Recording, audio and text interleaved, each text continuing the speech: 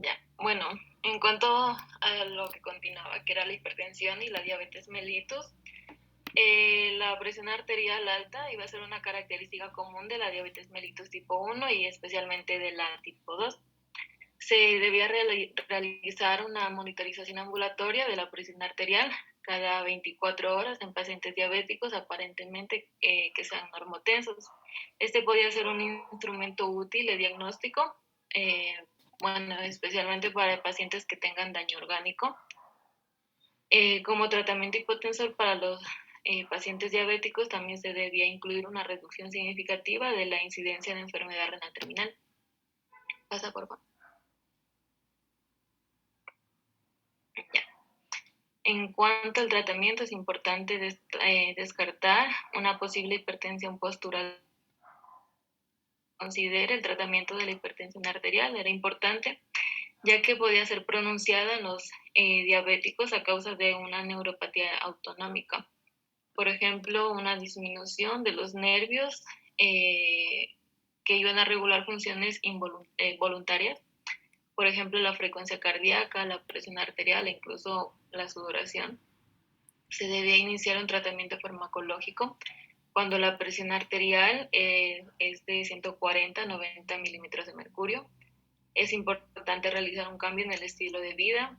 También iniciar, por ejemplo, con una combinación de dos fármacos que incluyan los inhibidores de la enzima convertidora de angiotensina o los ARA2 más un bloqueador de los canales de calcio con una tiazida o podría ser un análogo tiazídico. También iniciar una combinación de dos fármacos que, bueno, incluyan estos. Los IECA o los ARA2. Bueno, en cuanto a los fármacos antidiabéticos, los inhibidores selectivos del cotransportador 2 de sodio glucosa en el riñón, esos podían reducir la presión arterial en consulta o ya sea ambulatoria. Pasa, por favor. Hipertensión y enfermedad renal crónica. La hipertensión igual es un factor muy importante en lo que es un riesgo para la aparición y la progresión de la enfermedad renal crónica.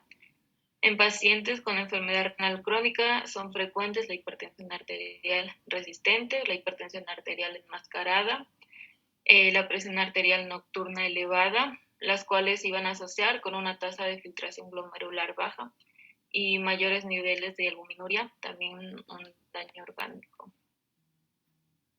Pasa. Ya. Como objetivo terapéutico para la reducción de la albuminuria, iban a hacer cambios en la excreción urinaria de albúmina, ya que estos iban a ser predictores de complicaciones renales y de alguna enfermedad cardiovascular.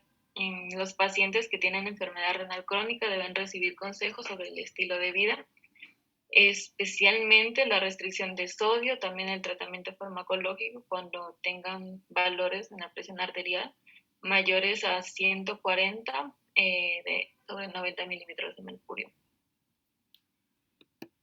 Pasa, por favor. Bueno, lo anterior.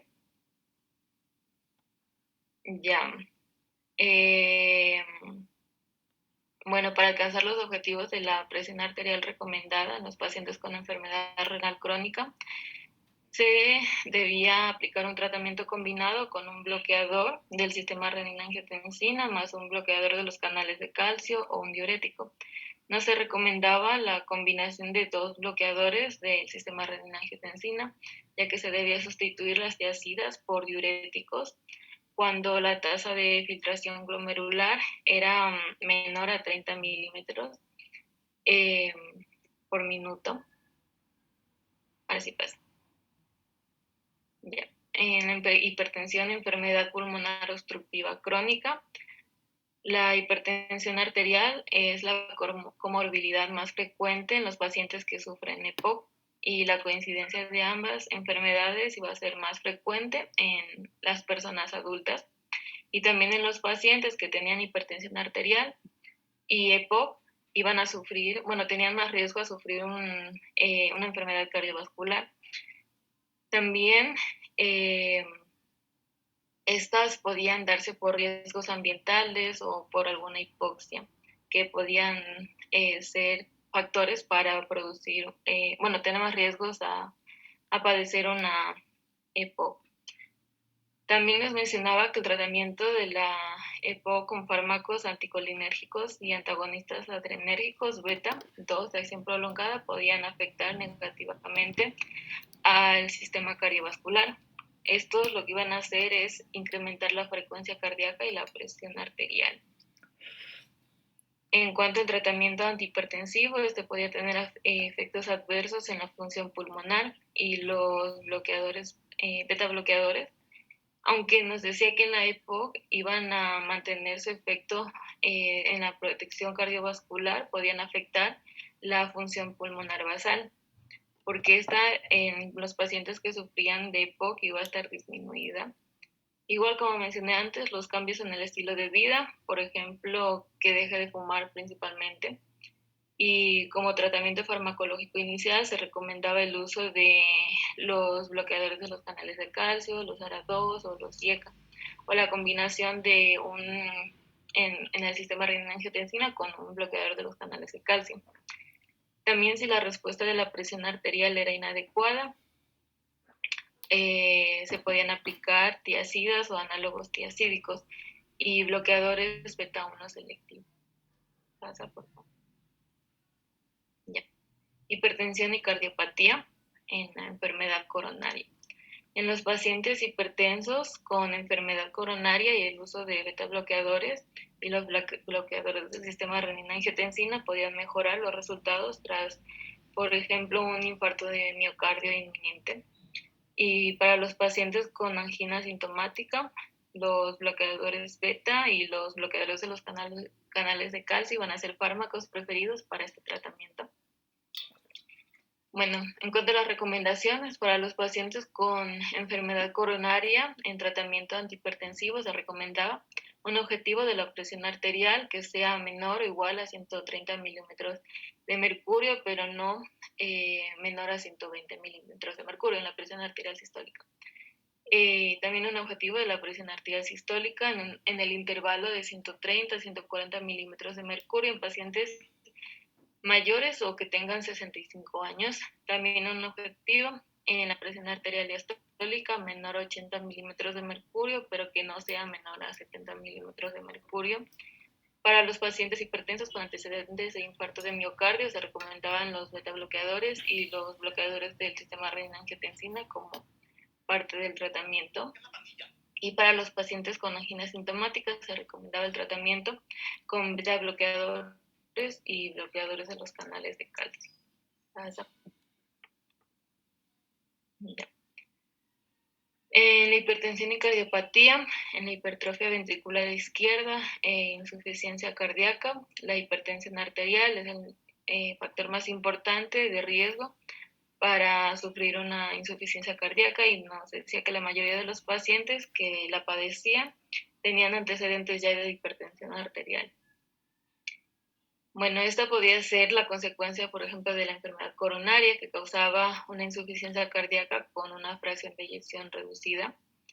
Y la hipertensión arterial también iba a causar hipertrofia ventricular izquierda, afectando la función diastólica. Bueno, es importante también un predictor de insuficiencia cardíaca cuando la función sistólica iba a ser normal y, por ejemplo, tampoco había un infarto de miocardio previo. Otros factores eran la fibrosis, que era dependiente de la hipertensión arterial, o una alteración estructural de los vasos grandes o de los vasos pequeños, que era la enfermedad microvesicular. Bueno, nos decía que en pacientes hipertensos con una insuficiencia cardíaca que tenían también una fracción de eyección reducida, el tratamiento recomendado eran antihipertensivos cuando la presión arterial era mayor o eran 140 sobre 90 milímetros de mercurio. En pacientes con insuficiencia cardíaca con fracción de eyección reducida, un tratamiento combinado con los TIECA o los ARA2 más un BBC y más un beta bloqueador y un diurético. En pacientes con hipertrofia ventricular izquierda, Se recomendaban los bloqueadores del sistema renina-angiotensina combinado con un bloqueador de los canales de calcio, o podía ser un diurético, para así reducir la presión arterial a un intervalo de 120 a 130 milímetros de mercurio. Pasa, por favor. Ya, en la enfermedad cerebrovascular y función cognitiva teníamos algunas, por ejemplo, la hemorragia cerebral aguda, en la cual iba a ser más frecuente el aumento de la presión arterial, que se iba a asociar con un mayor riesgo de expansión del hematoma y tenía un mal pronóstico de recuperación a nivel neurológico e incluso podía llevar al paciente a la muerte. Bueno, los resultados de un ensayo controlado aleatorio, por ejemplo, nos indicaban que la reducción inmediata de la presión arterial en las primeras 6 horas, cuando era menor a 140 sobre 90 milímetros de mercurio, podía reducir la expansión del hematoma y así mejorar la recuperación. Pero tampoco, iba a evitar en su totalidad que se dé una discapacidad o la muerte a los 3 meses. También se debía considerar la reducción de la presión arterial mediante infusión intravenosa para los pacientes que tenían la presión arterial muy elevada y esta sea mayor a 220 milímetros de mercurio.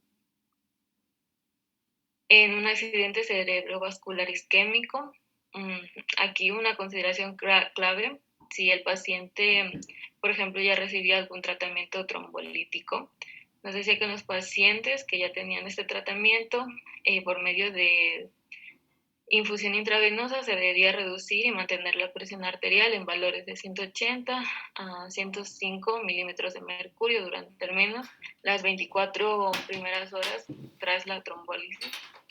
Para pacientes que ya estaban estables y estos permanecían hipertensos con una presión arterial mayor a 140 sobre 90 milímetros de mercurio, por ejemplo, que sean 3 días después del accidente isquémico que hayan sufrido. Se consideraba la instauración o la reinstauración de la medicación antihipertensiva. Pasa, por favor. Ya. En el antecedente de accidente cerebrovascular transitorio, la prevención del ictus. Bueno, aquí el tratamiento antihipertensivo iba a ser una combinación de un bloqueador del sistema renina-angiotensina más un bloqueador de los canales de calcio, podía ser una tiazida. En el ensayo controlado aleatorizado individual y los bloqueadores beta, estos iban a ser menos efectivos. Bueno, en la hipertensión, fibrilación auricular y otras arritmias, en la fibrilación auricular se recomendaba aplicar un beta bloqueador o antagonistas del calcio que no sean dihidropiridínicos. Ya. En la hipertensión arterial con una hipertrofia ventricular izquierda, se recomendaban los bloqueadores del sistema renina-angiotensina, la prevención también para hacer el primer episodio de una fibrilación auricular. Y en cuanto al sistema renina-angiotensina, esto no iba a prevenir la recurrencia de la fibrilación auricular paroxística o persistente. Pasa, por favor. Ya. Hipertensión y enfermedad vascular. En la aterosclerosis carotidia nos mencionaban los bloqueadores de los canales de calcio, los beta bloqueadores o los inhibidores de la enzima convertidora de angiotensina, los cuales iban a reducir la presión arterial, reduciendo el grosor íntimo medio carotidio, para así retrasar el proceso aterosclerótico de la íntima. También teníamos el tratamiento con monoterapia o monitorizado estrechamente a los pacientes en la búsqueda de algunos efectos adversos. En la aterosclerosis y aumento de la rigidez arterial, los IECA y los ARA2, aparte de reducir la presión arterial, también podían reducir adicionalmente la velocidad de onda de pulso a largo plazo. y por ello los bloqueadores del sistema renina-angiotensina iban a ser más efectivos que otros fármacos antihipertensivos. En la arteriopatía de las extremidades inferiores, la combinación de un bloqueador del sistema renina-angiotensina con un bloqueador de los canales de calcio o un diurético como tratamiento inicial, y también la administración de los beta bloqueadores. Ya. Tratamiento concomitante del riesgo cardiovascular. Ya. Las estatinas y fármacos hipolipemiantes. Aquí los pacientes con hipertensión arterial, especialmente los pacientes con diabetes mellitus tipo 2 o también síndrome metabólico, podían presentar dislipidemia heterogénica, ya sea por las concentraciones altas de triglicéridos y colesterol o por la disminución de los mismos. Nos recomendaba la adición de una estatina para la reducción de las concentraciones de colesterol unido a lipoproteínas de baja densidad. Y también, cuando el accidente cerebrovascular era de carácter franco y un riesgo cardiovascular muy alto, se debía administrar estatinas para alcanzar concentraciones de este colesterol unido a lipoproteínas de baja densidad que sea menor a 1.8 milimoles o una reducción mayor o igual al 50%. Si las basales estaban en 1.8 a 3.5 milimoles. Pasa, por favor. Ya. Tratamiento antiagregante y anticoagulante. Las complicaciones más comunes de la hipertensión arterial se relacionaban con la trombólisis, y la hipertensión arterial iba a predisponer un estado protrombótico, enfermedad arterial periférica de las extremidades inferiores, insuficiencia cardíaca, fibrilación auricular, tromboembolia sistémica o venosa. ¿Pasa?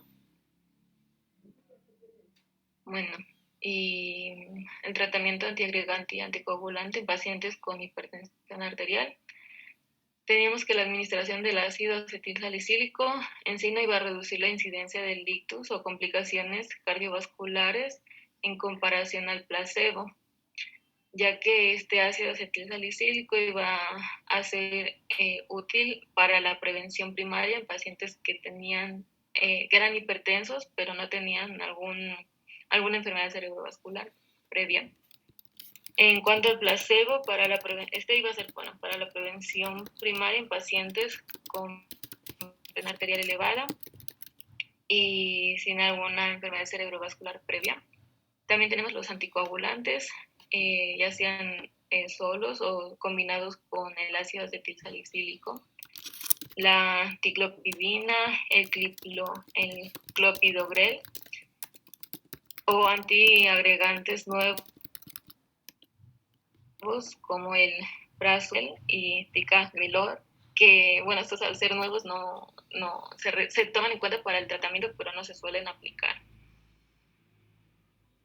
Ya.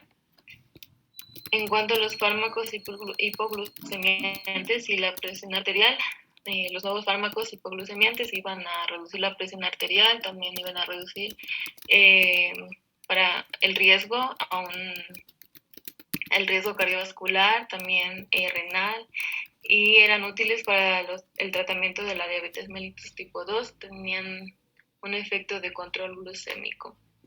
Los inhibidores el dipeptil, peptidasa 4 y los agonistas del péptido 1, similar al glucagón, iban a reducir la presión arterial y también el peso corporal en pacientes que sufrían de sobrepeso. También reducían la mortalidad cardiovascular, pero no la insuficiencia cardíaca. Tenemos otros fármacos antidiabéticos de nueva generación, como la gliclazida, la cual esta iba a estimular las células de los islotes pancreáticos y a su vez ocasionaba la secreción de la insulina. La glimepirida, esta iba a reducir principalmente la glucosa en sangre, porque iba a estimular la secreción de la insulina generada por las células betas del páncreas. Pasa, por favor.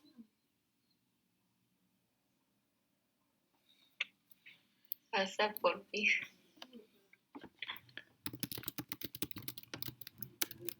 Ya. La otra. Bueno, teníamos unas tablas de recomendaciones que para los pacientes con riesgo cerebrovascular, cardiovascular muy alto, se recomendaba el tratamiento con estatinas para alcanzar las concentraciones de SLDL menores a 1.8 milimoles o una reducción mayor o igual al 50% si la concentración basal del colesterol unido a lipoproteínas de baja densidad estaba entre 1.8 y 3.5 milimoles. Para pacientes con riesgo cardiovascular alto, en esto se recomendaban las estatinas para alcanzar concentraciones de SLDL menores a 2.8 milimoles o una reducción que sea mayor o igual al 50% si la concentración basal de SLDL estaba entre 2.6 y 5.2 milimoles. Hasta por favor. Ya. Para pacientes que tenían un riesgo cardiovascular bajo o moderado, se debía considerar la administración de estatinas para lograr cifras de SLDL menores a 3 milimoles. También se recomienda el tratamiento antiagregante, especialmente en dosis bajas de ácido acetilsalicílico para la prevención secundaria en pacientes hipertensos. No se recomendaba el uso del ácido acetilsalicílico para la prevención primaria en pacientes que ya tenían pacientes hipertensos sin alguna enfermedad cerebrovascular previa. Basta. Ya. Gracias. Ya, a ver chicos, el tema de la guía es muy larga, ¿no? Bueno, riesgos cardiovasculares, eso hay que medirlo y por lo general siempre se lo mide con una escala que se llama la escala diafrámica. Entonces, a través de esta escala tú la mides y vas a poder determinar el riesgo que tiene tu paciente. Obviamente existen situaciones muy puntuales como los antiagregantes y el tema de los anticoagulantes, que no es lo mismo, ¿sí? El tema de la anticoagulación tiene indicaciones puntuales. Por ejemplo, yo voy a anticoagular cuando tengo, por ejemplo, una trombosis venosa profunda, cuando tengo una cirugía ortopédica amplia, como por ejemplo la prótesis, la colocación de una prótesis total de cadera, ¿sí?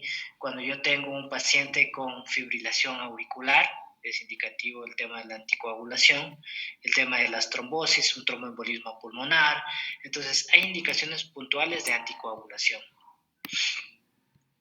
En cambio, en cuanto a la antiagregación, bueno, existen también circunstancias, más que todo, que tienen que ver con el tema de los de riesgo cardiovascular de los pacientes, ¿no? Pacientes con isquemias previas, pacientes con infartos previos, infartos de miocardio, me refiero a eso, pacientes que son portadores de stents coronarios. Entonces, todo esto serían indicaciones para el tema de la antiagregación. Y, dependiendo de esto, puedes utilizar antiagregación única o doble antiagregación, ¿no? Como en el caso de la ASA y clopidogrel. Por ahí mencionaron otro fármaco que es el ticagrelol, que es un fármaco similar al tema del clopidogrel, pero que se lo utiliza con mayor ímpetu o con mayor frecuencia en cuanto son pacientes renales, porque va a haber menor daño en relación al tema de clopidogrel, para el tema de la reversión, porque hay que tener en consideración que la utilización de clopidogrel o medicamentos antiagregantes a la larga te pueden conllevar a tener alteraciones en cuanto al tema de la coagulación. Entonces, esa es una guía muy amplia, pero bueno, acá hemos topado los temas principales y tendrían que revisarlos ustedes para que tengan en claro eso. Bueno, sigamos entonces con el tema de la guía de fármacos respiratorios para conversar sobre eso, ¿ya?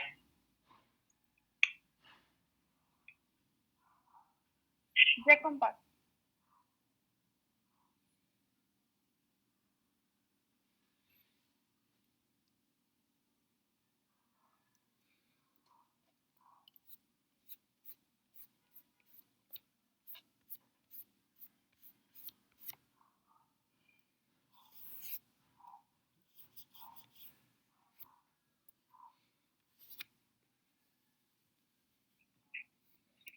Bueno, el primer caso, niña de 3 años que llega con una...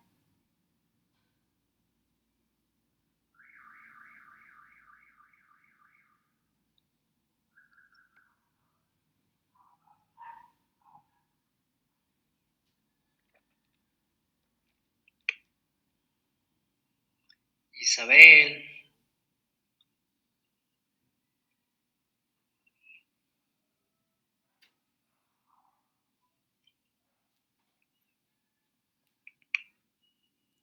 Creo que se le fue el internet a Isabel. Bueno, hasta que se reconecte, chicos. Bueno, vamos a ver el tema.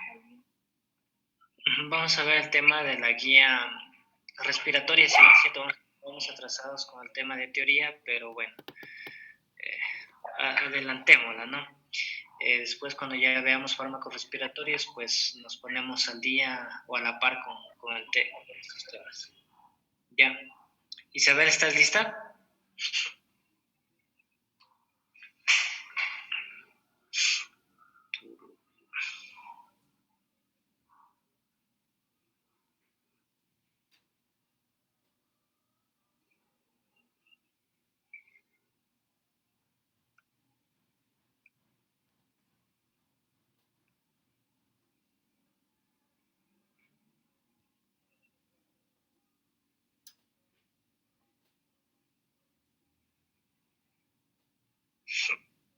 Jonah, ¿y tú no tienes tu parte? Sí, tengo mis casos. Entonces empieza tú. ¿Eso? Sí, empieza tú hasta que Isabel se reconecte. Ya le comparto. Ok, gracias.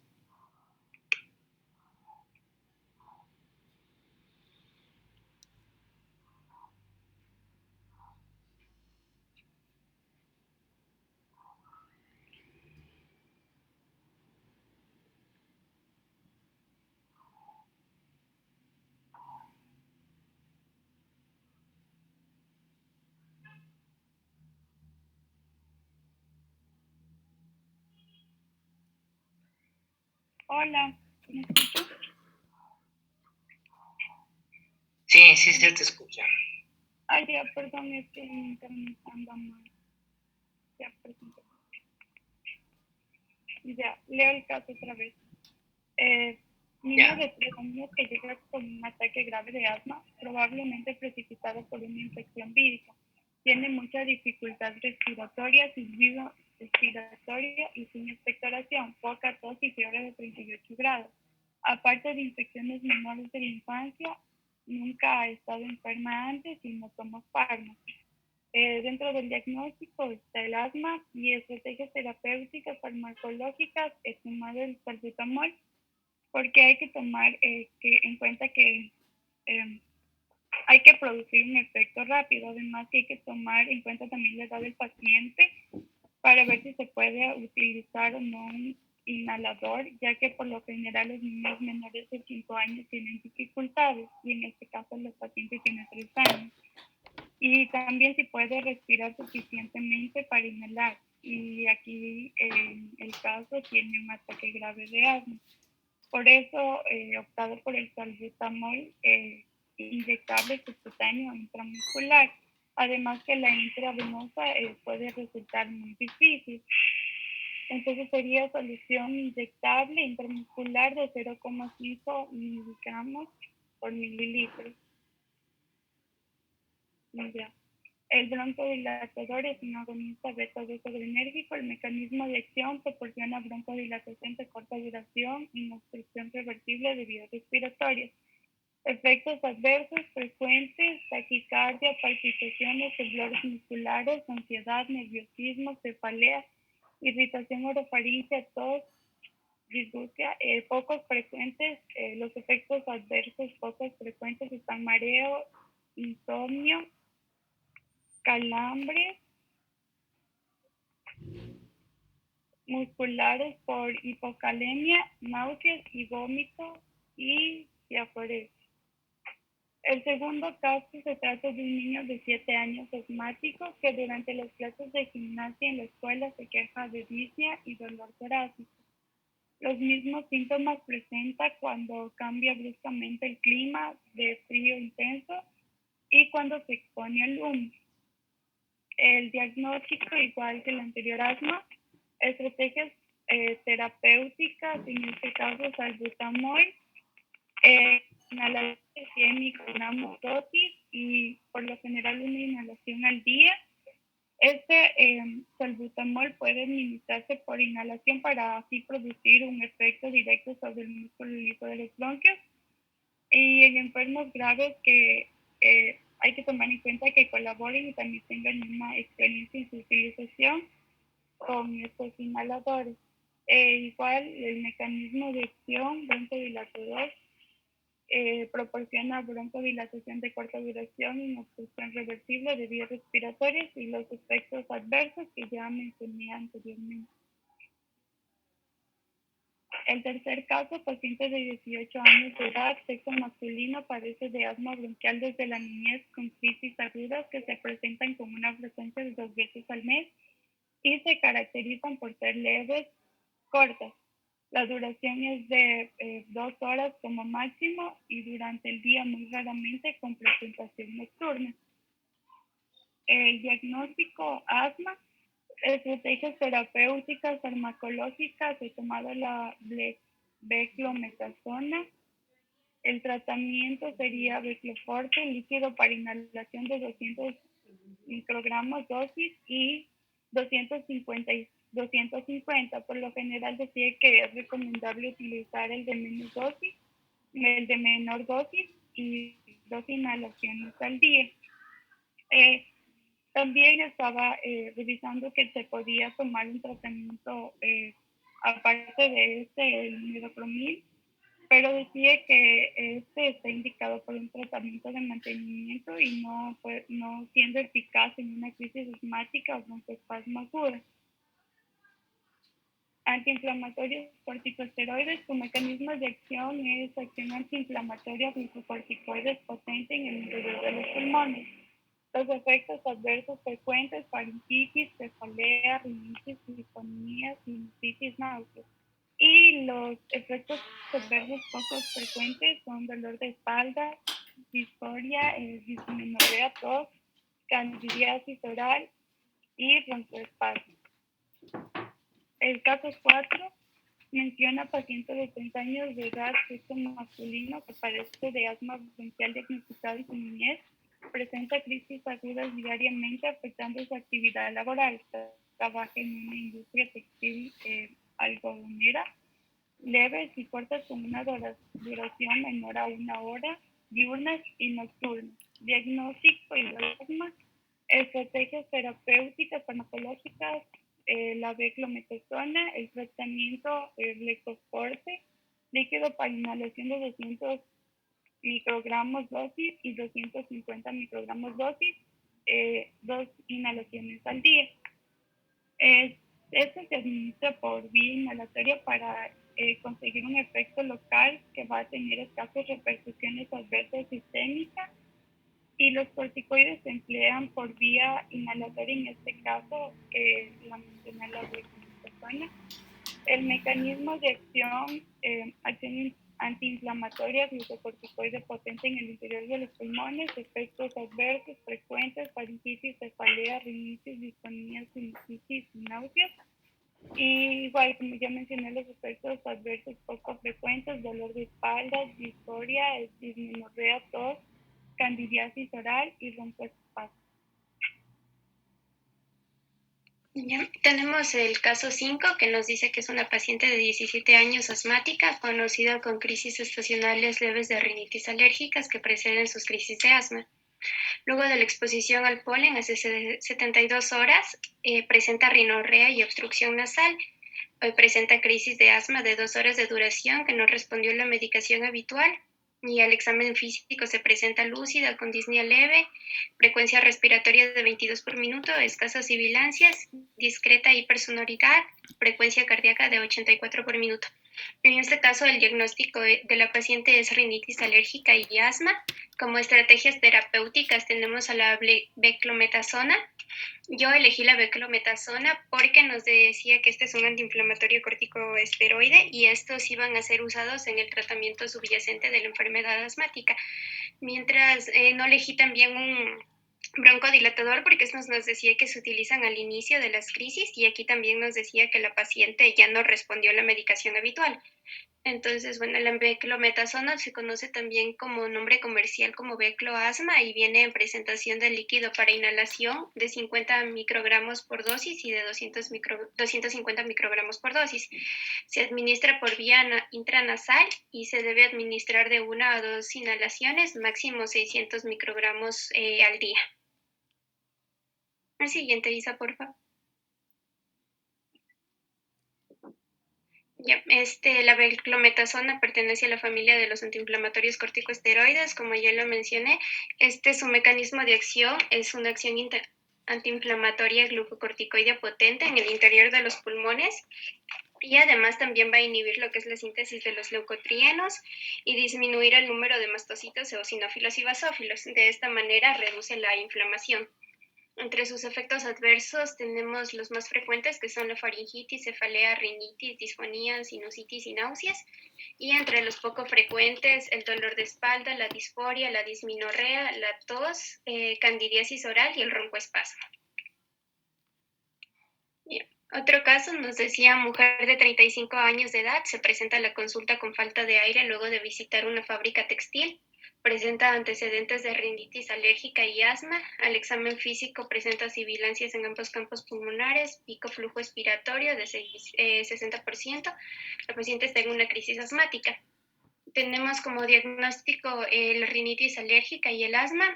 Como estrategias terapéuticas de farmacológicas elegí el salbutamol, que es un broncodilatador. Y lo elegí porque nos decía que estos son eficaces para revertir el broncoespasmo de fase inmediata. Y ya se lo conoce como de nombre comercial, está como Ventolin. Perdón,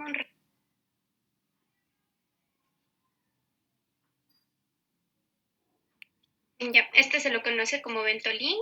Viene en líquido para nebulización de 0.5 microgramos por mililitro y se lo debe diluir en 2 centímetros cúbicos de suero fisiológico. Siguiente, Isa, por favor. Ya, pertenece a los broncodilatadores antagonistas B2 adrenérgicos.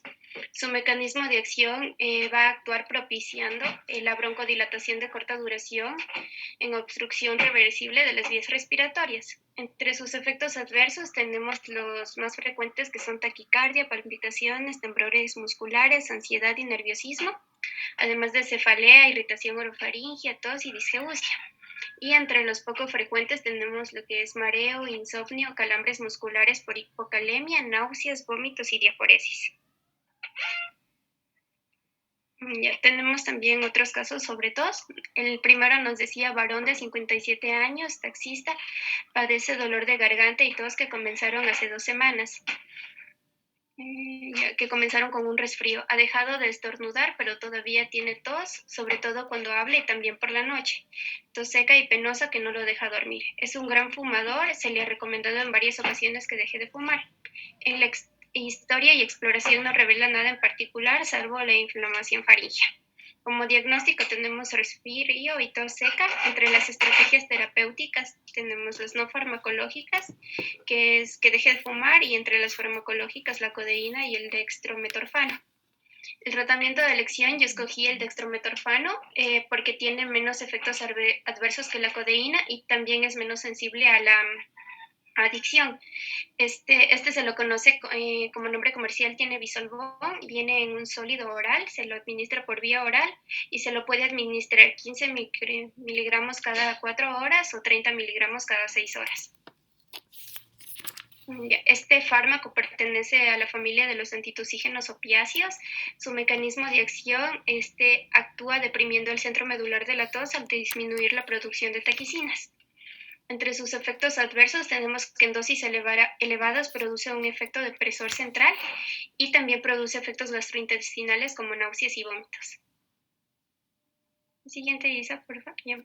Y por último tenemos el caso de un paciente de 18 años de sexo femenino que acude a la consulta porque estuvo resfriada, hizo reposo, pero luego de 3 días empezó con tos seca persistente.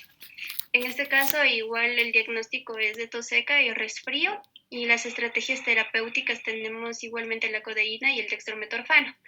El tratamiento de elección igualmente es el dextrometorfano, debido a que tiene menos efectos adversos que la codeína y es menos sensible a la adicción. Igual se lo presenta en sólido oral, vía oral, y cada 15 miligramos cada 4 horas o 30 miligramos cada 6 horas.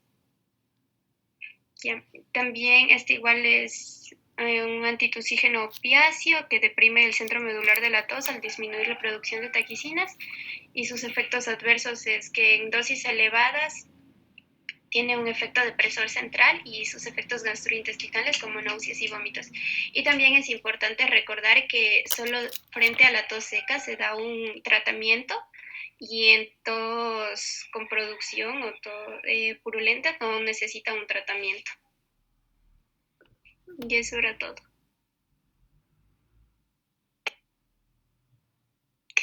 Ya, muy bien. Bueno, son casos en realidad que solo hacen referencia al tema del asma y al tema de la tos. Entonces, igual esto ya lo vamos a plantear un poco con mayor detenimiento cuando veamos fármacos del aparato respiratorio. Pero brevemente, a ver, en primera instancia el asma es una enfermedad bastante frecuente, especialmente en la edad infantil. Se debe a situaciones de carácter alérgicas, por así decirlo, que por lo general te va a producir una broncoconstricción de todo el árbol bronquial y especialmente de los bronquios de menor calibre, y esto pues se va a ver suscitado en presencia de sibilancias a la auscultación, presencia de disnea y sensación de falta de aire, ¿no? Por lo general, el asma o el tratamiento para el asma tiene 4 pilares fundamentales. Primero, la educación del paciente. Entonces, hay que siempre indicar la situación que se puede presentar, explicar por qué se presentan y educarlo, ¿no?, al paciente, que por lo general va a puede suscitarse de manera frecuente este tema de las crisis. Otra circunstancia es controlar o identificar los factores que desencadenan la presencia de crisis asmáticas. Entonces puede ser, como les manifestaba, de carácter alérgico, qué sé yo, alérgico al polen, al polvo. Bueno, hay que verificar o controlar, como les decía, el tema de los factores desencadenantes. Tercer punto, darle seguimiento a los cambios en cuanto, si es que existen cambios en la sintomatología, es decir, si las exacerbaciones del asma son mucho más frecuentes, si presenta tos o presión de pecho, las sibilancias y la disnea que les acababa de manifestar, ¿no? Esto puede conllevar también a un deterioro de la función pulmonar. Entonces, hay que darle seguimiento, ese sería el tercer paso. Y el cuarto paso sería el tratamiento farmacológico, ¿no? Entonces, todos estos pasos o todas estas circunstancias que yo les manifiesto engloban por completo el tema del tratamiento del asma, ¿sí? No solo la condición farmacológica, sino que también la educación, el seguimiento de los síntomas y el tema de la identificación de los factores desencadenantes.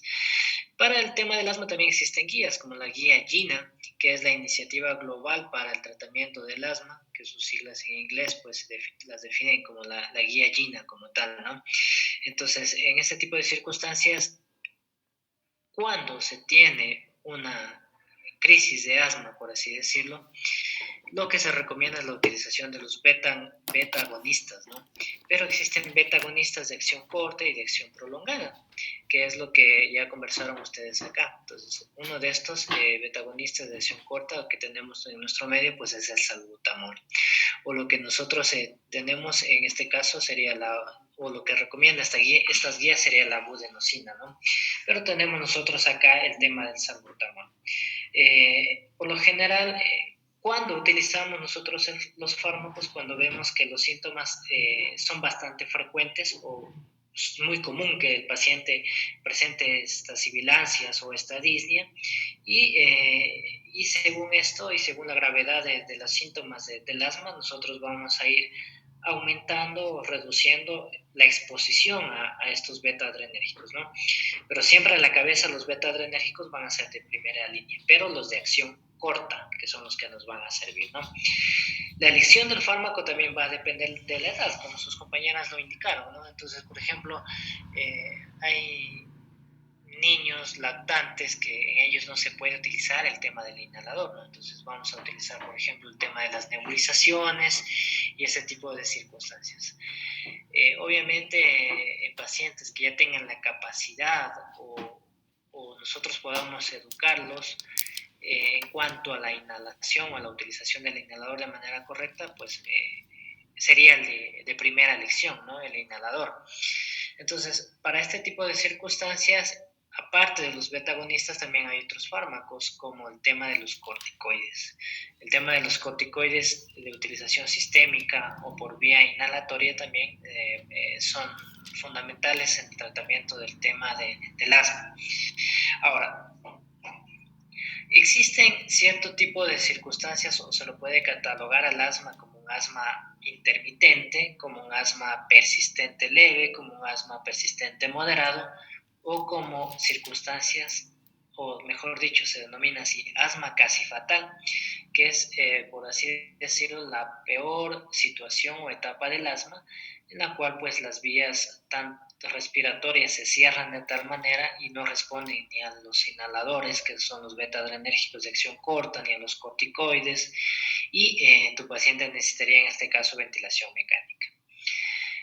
El tema del asma casi fatal va de la mano con alteraciones sistémicas, como alteraciones neurológicas, como el tema de la obnubilación, puede ser debido al tema de la hipoxia que se produce al producirse, valga la redundancia, el cierre de las vías respiratorias, y esto hay alteración del estado neurológico de tu paciente. Aparte de que no revierte con el tema de glucocorticoides o no revierte con el tema de los inhaladores beta-adrenérgicos, pues se necesita en ese tipo de circunstancias brindarle el soporte respiratorio, es decir, ventilarlo para evitar que se produzca la muerte del paciente, ¿no? Es una condición, o mejor dicho, es la condición más grave del asma. Pero bueno, en todas las circunstancias en que nosotros tengamos un asma intermitente, es decir, que los síntomas son bastante frecuentes, las sibilancias o la disnea es bastante frecuente, en este caso vamos a utilizar inhaladores. Los inhaladores beta-adrenérgicos de acción corta, como ya lo explicaron acá, el tema del salbutamol, o también en este caso estas guías recomiendan albuterol, ¿no? Pero lo que tenemos acá es el tema del salbutamol. Cuando son intermitentes estas presencia de estos síntomas, vamos a utilizar, existen inhaladores beta-adrenérgicos de acción corta combinados con beta-adrenérgicos de acción prolongada. Entonces, en este tipo de circunstancias, cuando es intermitente, es decir, es bastante frecuente la presencia de los síntomas del asma, como la dificultad respiratoria, se recomienda la utilización de estos dos beta-adrenérgicos, tanto de acción corta como de acción prolongada. Pueden existir fármacos o inhaladores por separado, tanto el de acción corta como el de acción prolongada. El de acción corta, obviamente, para en ese momento que se produce la broncoconstricción, dilatarlo y continuar con el beta-adrenérgico de acción prolongada para evitar justamente que los síntomas se vuelvan a repetición. O en su defecto, aunque aquí no he visto, pero en otros países ya hay la combinación de estos dos en un solo inhalador, es decir, que actúa como acción corta y luego actúa como acción prolongada. Uno de estos fármacos es el formoterol, que tiene un inicio de acción corta y luego de ejercer su acción corta también tiene su acción prolongada, que inclusive tiene un tiempo de duración de broncodilatación de hasta 12 horas. Eso en cuanto a este medicamento, que es el formoterol. Pero si vemos que aparte de que utilizamos estos beta-adrenérgicos, tanto de acción corta como de acción prolongada, persiste con el tema de la sintomatología, como tratamiento de segunda elección viene el tema de los glucocorticoides. Podemos utilizar glucocorticoides sistémicos como la hidrocortisona, como la dexametasona, pero ojo, en este aspecto la dexametasona es un corticoide de depósito, ¿sí? Es decir, que tiene que tener su pico máximo para que ejerza su periodo de acción, entonces por ende se recomienda más el tema de la hidrocortisona. Eso en cuanto a las intermitencias en el tema del asma. Luego tenemos el asma que persiste, es decir, los síntomas son persistentes, pero son leves, es decir, pueden ser manejables. En este aspecto, las guías recomiendan el uso diario de justamente los beta-adrenérgicos, tanto de acción prolongada en este caso, combinados con los de acción corta. Pero aparte de esto, también existen corticoides inhalados, ¿sí? Entonces, se recomienda la utilización de estos inhaladores de corticoides, en este caso combinados con el beta-agonista, ¿no? Dentro de estos corticoides inhalados tenemos la budenosina, que es lo que la guía te recomienda, pero debes combinar ambos en el asma persistente leve. Otra alternativa para ese tipo de circunstancias son los denominados modificadores de leucotrienos, que igual ya lo mencionaron acá las compañeras. Dentro de este tenemos el montelukast. Perdón. Yo creo que en algún momento ustedes lo han escuchado, o algunos de nuestros familiares o conocidos utilizan el tema del montelukast como un fármaco o una alternativa, ya que va a modificar los leucotrienos que se encuentran en exceso, por así decirlo, en el proceso inflamatorio del asma, ¿no?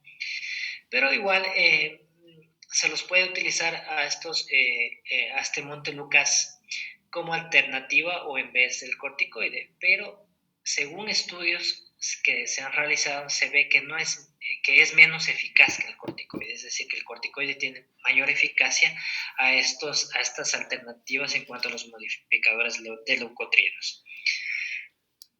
Luego, si tenemos ya que el asma es persistente, pero no es leve, sino que ya es moderado, igual, las guías te recomiendan utilizar nuevamente los beta-adrenérgicos de acción corta y de acción prolongada, más los inhaladores de glucocorticoides, pero en este caso se recomienda ya la utilización de un glucocorticoide sistémico o un glucocorticoide inhalado con mayor dosificación en relación al tema del asma de persistencia leve, ¿sí? Y de igual manera también te recomienda como un tratamiento alternativo el tema de los antagonistas muscarínicos inhalados de acción prolongada, en este caso el tiotropio, ¿sí? Pero de igual manera no es mucho más eficaz que el corticoide, sino que te recomienda como una terapia alternativa combinado justamente con el corticoide. Esos serían más o menos los pasos del asma y de las diferentes clasificaciones y dependiendo de esta situación, el tratamiento que se debe utilizar hasta finalizar con la complicación más frecuente, más severa del asma, por así decirlo, que sería en este caso el asma casi fatal, que como les manifiesto, pues ya requiere en este caso soporte ventilatorio, es decir, el árbol bronquial está tan vasoconstruido que no responde a ninguno de estos medicamentos que ya mencionamos anteriormente, entonces necesitamos ya el tema de la intubación, ¿no? También se utiliza muchas de las veces el tema de la adrenalina racémica en nuestro medio. Sabemos que la adrenalina racémica, pues en ese tipo de circunstancias te puede producir una broncodilatación, pero casi es muy difícil conseguir el tema de la adrenalina racémica, casi no se la tiene en todos los lados, ¿no? Pero sería otra opción. Eso en cuanto al tema del asma, y bueno, en cuanto a los antitusígenos, ya hablaron además de la codeína, que es el fármaco que comúnmente utilizamos. Uno de los efectos adversos o secundarios más frecuentes de la codeína es la producción de sueño. Entonces, bueno, por lo general ahí ya depende de la perspectiva del médico si tratar o no la tos, ¿no? Sabemos que la tos puede ser de origen mecánico, irritativo, por una faringitis de un proceso viral o un mismo síndrome gripal que te produce congestión nasal y congestión a nivel de la faringe. Entonces puede ser este proceso irritativo que a la larga, si son procesos virales, van a ceder en un lapso de 5 a 7 días. Entonces ya depende de la perspectiva que tenga el médico de tratarla o no. Eso en cuanto a lo que teníamos que ver con este tema de los casos clínicos. No sé si tienen alguna pregunta o inquietud con respecto a los mismos.